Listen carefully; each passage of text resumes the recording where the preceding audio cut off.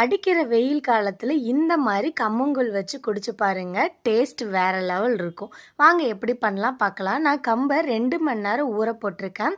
அதை நல்லா கழுவிட்டு மிக்ஸி ஜாரில் கொரகொரப்பா இந்த மாதிரி அரைச்சி தனியாக ஒரு பாத்திரத்தில் எடுத்து வச்சுக்கோங்க. இது கூட கொஞ்சமாக நம்ம ராகி மாவு சேர்த்துக்கலாம். இது டேஸ்ட் நல்லா இருக்கும். கொஞ்சமாக தண்ணி சேர்த்துட்டு ரொம்ப கெட்டியாகவும் இல்லாமல் தண்ணியாகவும் இல்லாமல் இந்த மாதிரி கரைச்சி வச்சுக்கோங்க. இது நல்லா புளிக்க வைக்கணும். நைட்டே ரெடி பண்ணிட்டீங்கன்னா காலையில் சூப்பராக கம்மங்கூழ் ரெடி பண்ணிடலாம். ஒரு பாத்திரத்தில் தண்ணி நல்லா கொதிச்சதுக்கப்புறம் நம்ம கரைச்சி வச்ச மாவையும் தேவையான உப்பும் சேர்த்து நல்லா கொதிக்க வைங்க. இந்த மாதிரி நுர கட்டி வரும்போது சிம்மில் வச்சு நல்லா கிண்டிகிட்டே இருங்க, இல்லாட்டினா அடி பிடிச்சிரும். நல்லா ஒரு 10-15 நிமிஷம் கழித்து பார்த்திங்கன்னா நல்லா மணமாக வரும். அரை மணி நேரத்தில் நம்ம கம்மங்கூழ் சூப்பராக ரெடி ஆயிடுச்சு.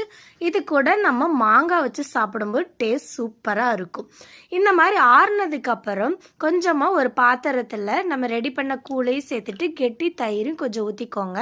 டேஸ்ட் கொடுக்கறதுக்காண்டி கட் பண்ணி வச்ச பெரிய வெங்காயம், கருவேப்பிலை, கொத்தமல்லி, பச்சை மிளகாய் சேர்த்துட்டு இந்த மாதிரி மிக்ஸ் பண்ணிக்கோங்க. கொஞ்சம் கெட்டியாக இருக்கனால தேவையானாலும் கொஞ்சமாக தண்ணி சேர்த்துட்டு கொஞ்சம் உப்பு சேர்த்துக்கலாம். நம்ம ஆல்ரெடி கூழில் உப்பு போட்டு காய்ச்சிருக்கோம். உங்களுக்கு தேவைப்பட்டால் மட்டும் கொஞ்சமாக உப்பு சேர்த்துக்கோங்க. நல்லா மிக்ஸ் பண்ணதை இந்த மாதிரி ஒரு கிளாஸில் ஊற்றிட்டு அது கூட மாங்காய் வச்சு சாப்பிட்டிங்கன்னா டேஸ்ட் வேற லெவல் இருக்கும். கண்டிப்பாக நீங்கள் இதை ட்ரை பண்ணி பாருங்கள்.